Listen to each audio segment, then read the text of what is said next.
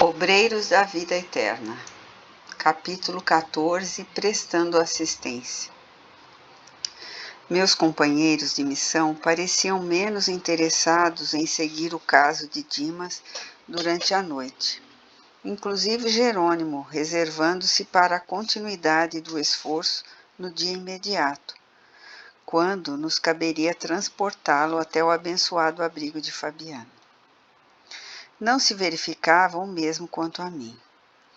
Desembaraçando-me dos laços físicos noutro tempo, não conseguira efetuar observações educativas para o meu acervo de conhecimentos.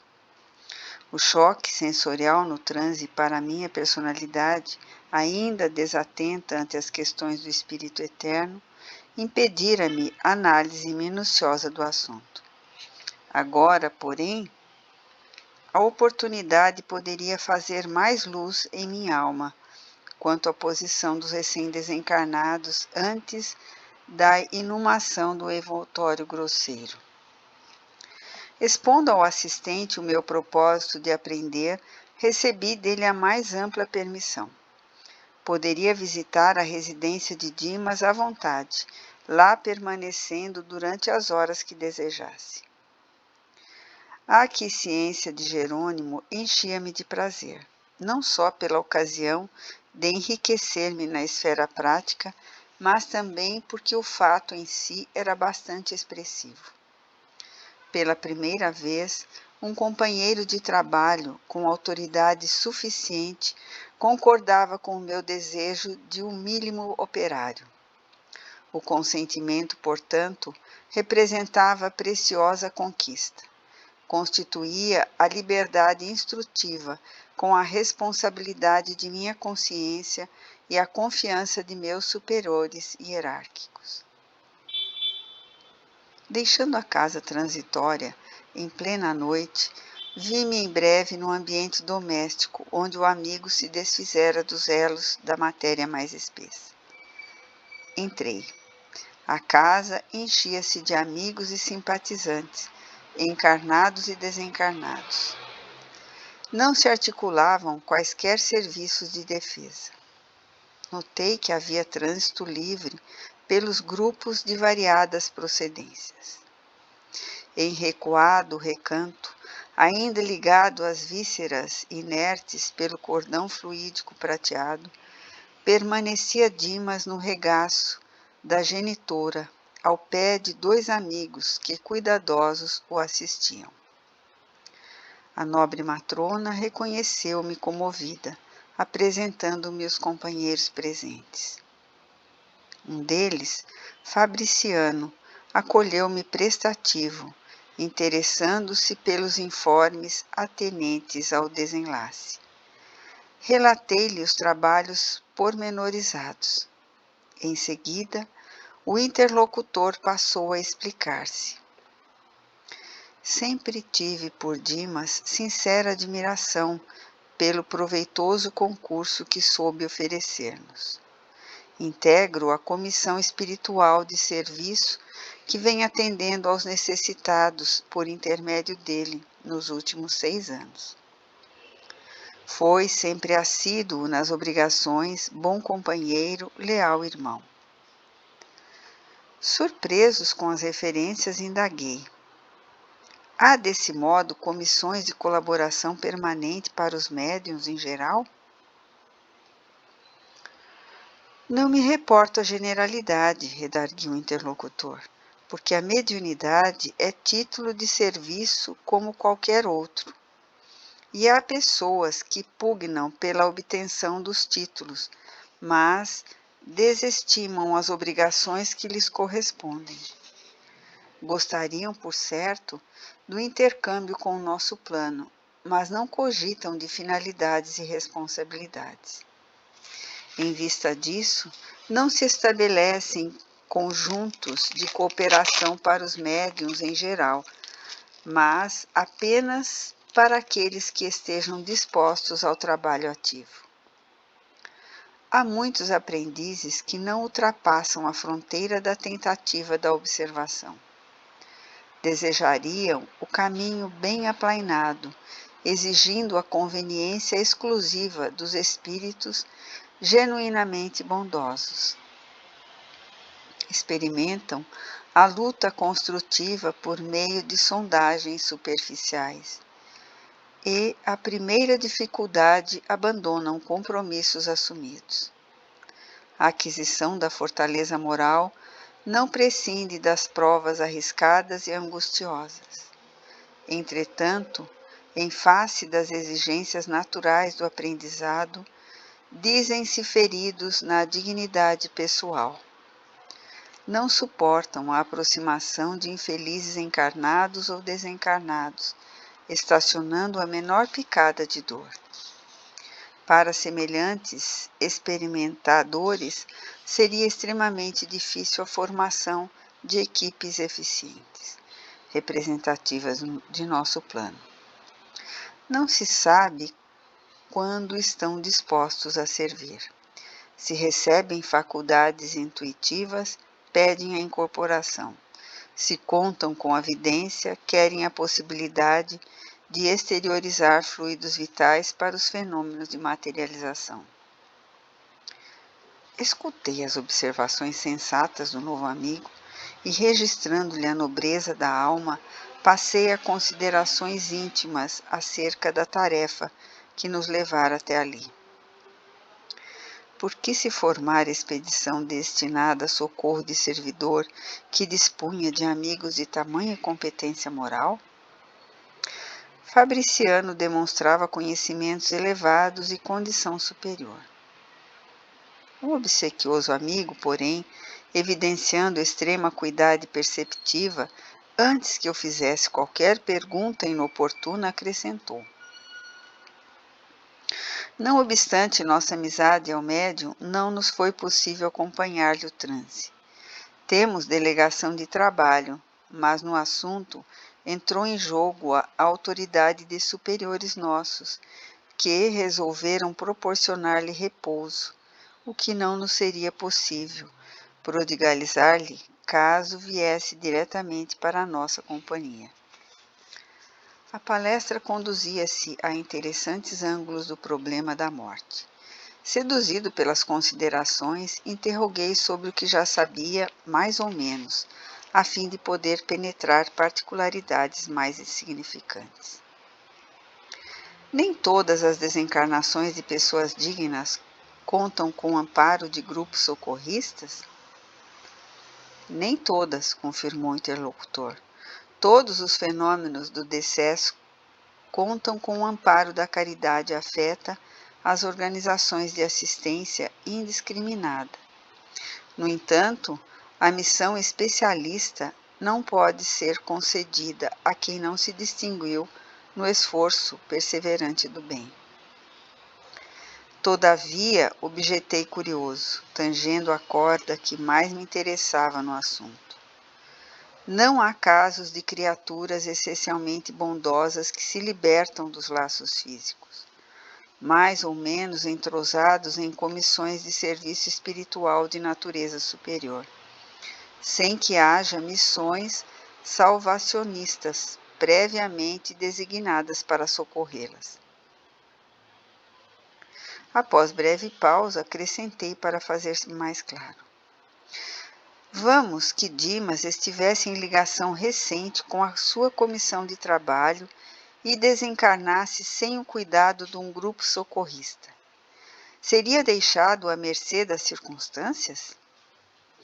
Riu-se Fabriciano com franqueza e retrucou. Isso poderia acontecer, temos precedentes.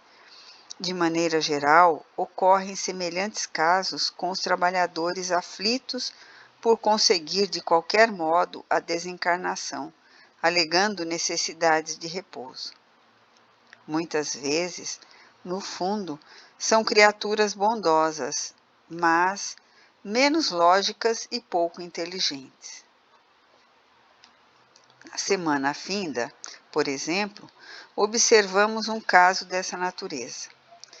Respeitável senhora, jovem ainda, pelas disposições sadias que demonstrou no campo da benemerência social, foi ligada à dedicada corrente de serviço organizada por amigos nossos. Verificando-se, contudo, pequenas rusgas entre ela e o esposo, e tendo conhecimento da imortalidade da vida, além do sepulcro, desejou a pobre criatura ardentemente morrer. Tolas leviandades do marido bastaram para que maldissesse o mundo e a humanidade. Não soube quebrar a concha do personalismo inferior e colocar-se a caminho da vida maior. Pela cólera, pela intemperança mental, criou a ideia fixa de libertar-se do corpo de qualquer maneira, embora sem utilizar o suicídio direto. Conhecia os amigos espirituais a que se havia unido, mas longe de assimilar-lhe ajuizadamente os conselhos, repelia-lhes as advertências fraternas, para aceitar tão somente as palavras de consolação que lhe eram agradáveis, dentre as admoestações salutares que lhes endereçavam. E tanto pediu a morte, insistindo por ela entre a mágoa e a irritação persistente, que veio a desencarnar em manifestação de icterícia complicada com um simples surto gripal. Tratava-se de verdadeiro suicídio inconsciente, mas a senhora, no fundo, era extraordinariamente caridosa e ingênua. Não se recebeu qualquer autorização para conceder-lhe descanso e muito menos auxílio especial. Os benfeitores de nossa esfera, apesar de eficiente intercessão em benefício da infeliz, somente puderam afastá-la das vísceras cadavéricas há 2 dias, em condições impressionantes e tristes. Não havendo qualquer determinação de assistência particularizada por parte das autoridades superiores, e porque não seria aconselhável entregá-la ao sabor da própria sorte, em face das virtudes potenciais de que era portadora, o diretor da comissão de serviço, a que se filiara a imprevidente amiga, recolheu-a, por espírito de compaixão, em plena luta, e ela se foi, de roldão, a trabalhar por aí ativamente em condições muito mais sérias e complicadas. A elucidação atingira-me fundo. Informara-me sobre o que desejava. A lei divina, de fato, perfeita em seus fundamentos, é igualmente harmoniosa em suas aplicações. Fabriciano, estampando belo sorriso, aduziu: não frutifica a paz legítima sem a semeadura necessária. Alguém, para gozar o descanso, precisa antes de tudo merecê-lo. As almas inquietas entregam-se facilmente ao desespero, gerando causas de sofrimento cruel. Logo após, contemplando o recém-desencarnado, como a indicar que deveríamos centralizar todo o interesse da hora no bem-estar dele, considerou acariciando-lhe a fronte. Nosso amigo repousa agora. Terminada a tormenta das provas incessantes, está enfraquecido, pobrezinho. A sensibilidade, posta a serviço da obrigação bem cumprida, castigou-lhe a alma até o fim. Todavia, plantou a fé, a serenidade, o otimismo e a alegria de milhares de corações, estabelecendo sólidas causas de felicidade futura. Por enquanto, permanecerá na posição de ave frágil, incapaz de voar longe do ninho. Felizmente, aventou a genitora satisfeita. Vem melhorando de modo visível. Os resíduos que o ligam ao cadáver estão quase extintos. Relanceou o olhar pelos ângulos da modesta residência e acrescentou: se fosse possível receber maior cooperação dos amigos encarnados, ser-lhe-ia muito mais fácil o restabelecimento integral. No entanto, cada vez que os parentes se debruçam em prantos sobre os despojos, é chamado ao cadáver com prejuízo para a restauração mais rápida. Lamentavelmente, porém, tornou Fabriciano, nossos irmãos encarnados não possuem a chave de reais conhecimentos para organizar a ação adequada a essa hora. Em vista disso, revidou a genitora conformada, insisto para que Dimas durma, embora o sono, que poderia ser calmo e doce, esteja povoado de pesadelos. Diante da surpresa que me absorvia, o companheiro apresentou-se a esclarecer-me. As imagens contidas nas evocações das palestras incidem sobre a mente do desencarnado, mantido em repouso depois de rápido mergulho na contemplação dos fatos alusivos à existência finda. Não somente as imagens. Por vezes, nossos amigos presentes, fecundos nas conversações sem proveito, exumem com tamanho calor a lembrança de certos fatos que trazem até aqui alguns dos protagonistas já desencarnados. As afirmações ouvidas incitaram-me a curiosidade. Fabriciano, entretanto, desejando prodigalizar minha experiência direta, aconselhou: espere alguns minutos na sala contígua, onde os despojos recebem a visitação. Obedeci. O velório apresentava o aspecto usual, flores perfumadas, semblantes sisudos e conversações discretas. Ao pé do cadáver propriamente considerado, os amigos sustentavam reserva e circunspecção. Aos poucos passos, todavia, davam-se asas ao anedatório vibrante sobre o amigo em trânsito para o outro mundo. Pequenas e grandes ocorrências da vida do morto eram lembradas com graça e vivacidade. Acerquei-me da roda compacta em que se falava a respeito dele. Certo rapaz dirigiu-se ao cavalheiro muito idoso, perguntando: Coronel, recebeu a conta? Por enquanto não, respondeu o velhote interpelado, preparando fumo de rolo para cigarro à moda antiga. Mas não me preocupo pela demora.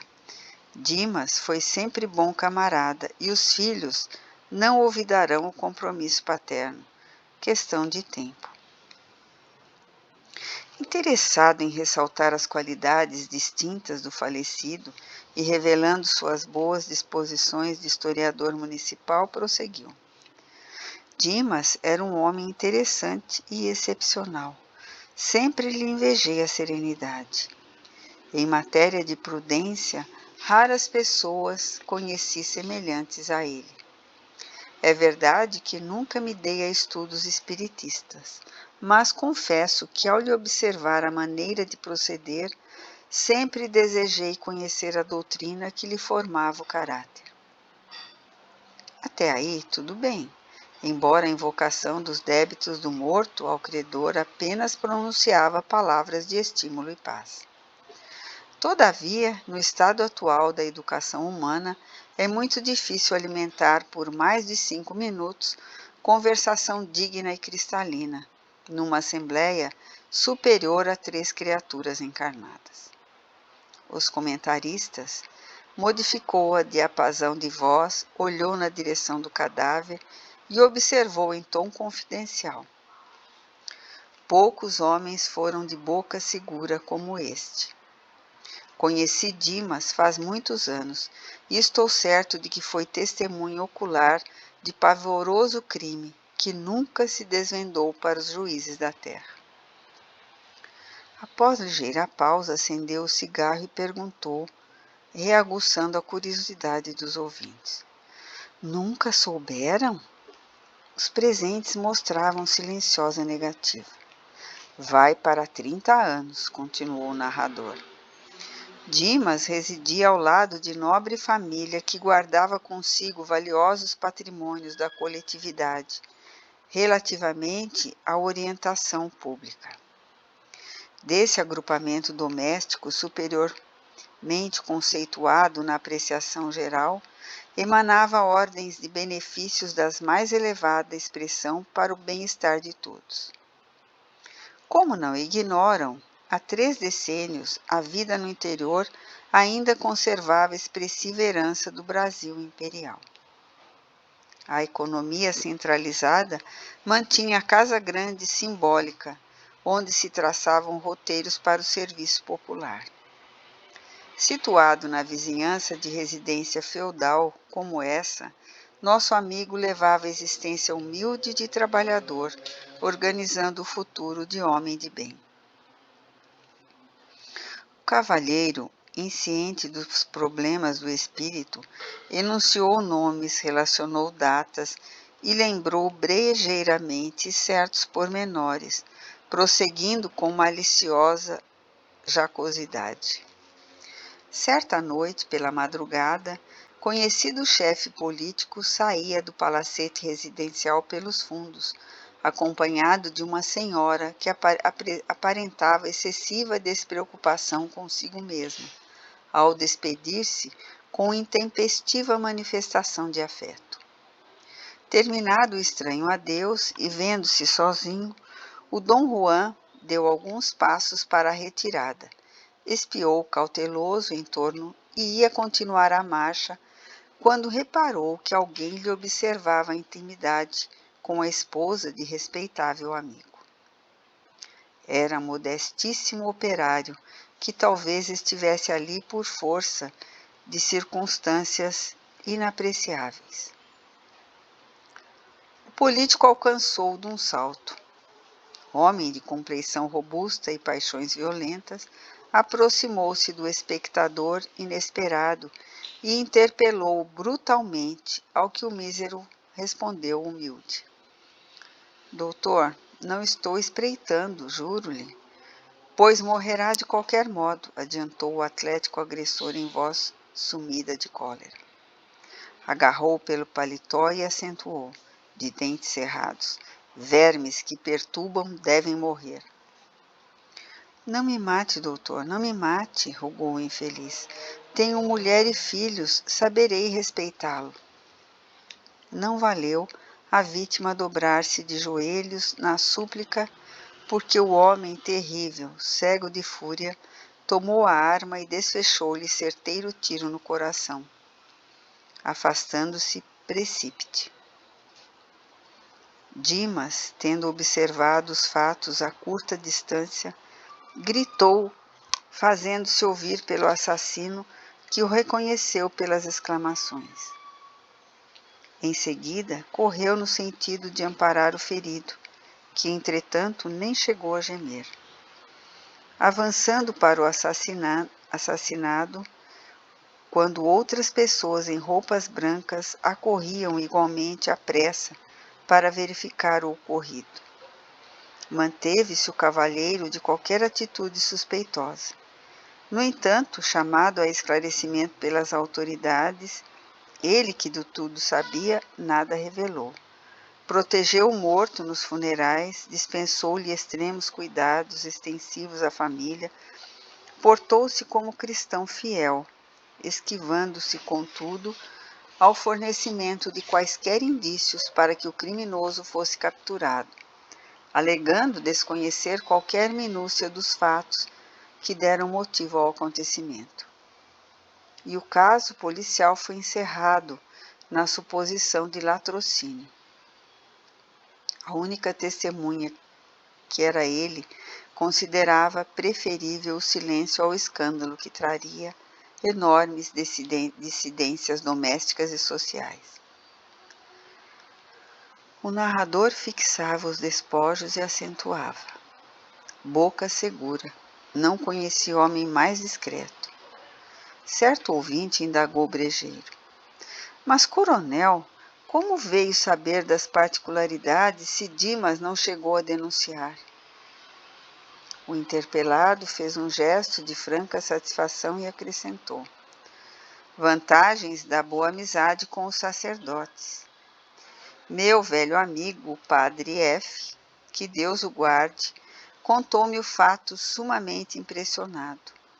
Ouviu o assassino em confissão, antes da morte dele, e obteve todos os pormenores da obscura ocorrência. O homicida, cuidadoso na exposição das faltas, não se esqueceu de nomear Dimas ao vigário, como exclusiva testemunha do pecado mortal cometido. O padre, contudo, excelente amigo, cheio de experiência do mundo, não trouxe o caso a público. As pessoas envolvidas no drama deixaram descendência distinta e seria crueldade rememorar acontecimento tão triste.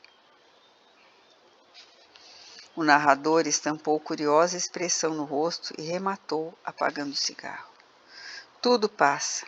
Morreram a vítima, a adúltera, o assassino, o confessor e agora a testemunha. Certo haverá lugar fora deste mundo para fazer-se a justiça.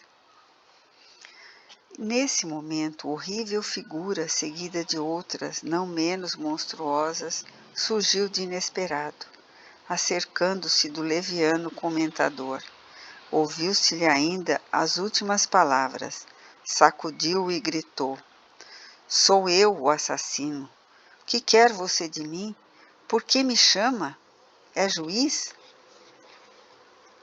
O narrador não enxergava o que ouvia, mas seu corpo foi atingido por involuntário estremeção, que arrancou abafado riso dos presentes. Logo após, o homicida desencarnado, atraído talvez pelo cheiro forte das flores reunidas na essa improvisada, teve a perfeita noção do velório. Abalou-se precipitado, pondo-se na contemplação do morto. Reconheceu-o, estampou um gesto de profunda surpresa, ajoelhou-se e gritou: Dimas, Dimas, pois também tu vens para a verdade? Onde estás, bom amigo, que me velaste a falta com o véu da caridade sem limites? Socorre-me, estou desesperado.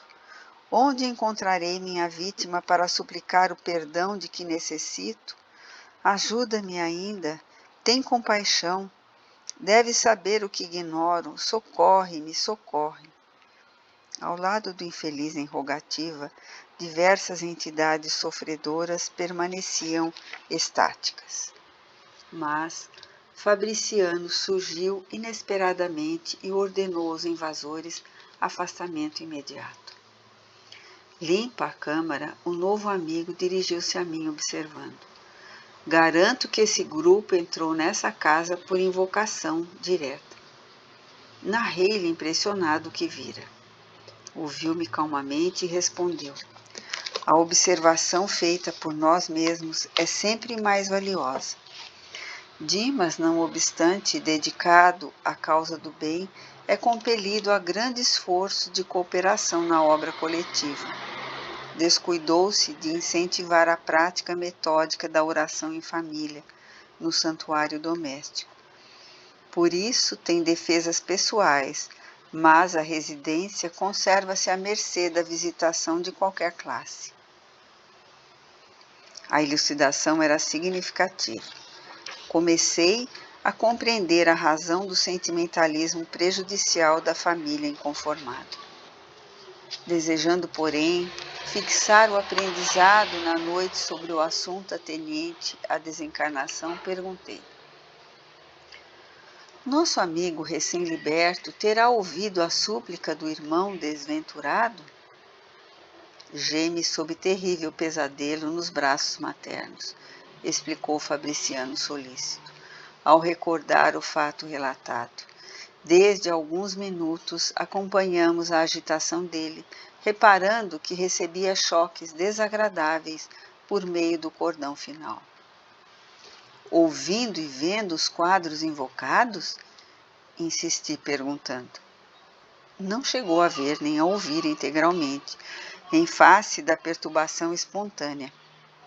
Mas vislumbrou, sentiu, oprimiu-se e torturou-se, prejudicando a reconquista de si mesmo. As forças mentais estão revestidas de maravilhoso poder. Indicando os grupos que continuavam conversando, acentuou sem aspereza. Nossos amigos da esfera carnal são ainda muito ignorantes para o trato com a morte. Em vez de trazerem pensamentos amigos e reconfortadores, preces de auxílio e vibrações fraternais, atiram aos recém-desencarnados as pedras e os espinhos que deixaram nas estradas percorridas. É por isso que, por enquanto, os mortos que entregam despojos aos solitários necrotérios da indigência são muito mais felizes.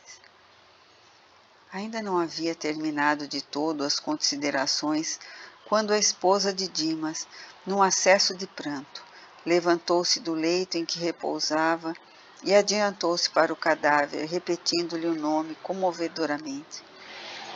Dimas, Dimas, como ficarei? Estaremos separados então para sempre? Como Fabriciano se dirigisse apressado para o quarto humilde em que permanecia o desencarnado, acompanhei-o. A genitora do médium fazia esforço para contê-lo, mas debalde. Pelo fio prateado estabelecera-se vigoroso contato entre ele e a companheira, porque Dimas se ergueu, cambaleante, apesar do carinho materno. Estava lívido, semilouco. Avançou para a sala mortuária, rogando paz, mas, antes que pudesse aproximar-se muito dos despojos, Fabriciano aplicou energias de prostração na esposa imprudente, que foi novamente conduzida ao leito, agora sem sentidos, enquanto Dimas voltava ao regaço maternal menos aflito. O amigo esclareceu-me sereno. Há situações em que o drástico deve ser medida inicial. Nosso irmão muito fez pela harmonia dos outros durante a existência e merece libertação pacífica. Sinto-me, pois, no dever de garanti-lo para que se desembarace dos últimos resíduos que ainda o inclinam à matéria densa. Outros amigos e afeiçoados do médium chegaram ao ambiente doméstico, interessados em ajudá-lo. Como a noite ia muito alta, despedi-me dos companheiros, pondo-me de regresso ao acolhedor asilo de Fabiano. No outro dia, ao me avistar, disse-me o assistente Jerônimo após a saudação inicial. Espero, André, que o velório lhe tenha trazido úteis e instrutivos ensinamentos. Sim, o estimado assistente falava com muita propriedade e razão. Eu aprendera muito durante a noite. Aprendera que as câmaras mortuárias não devem ser pontos de referência à vida social, mas recintos consagrados à oração e ao silêncio.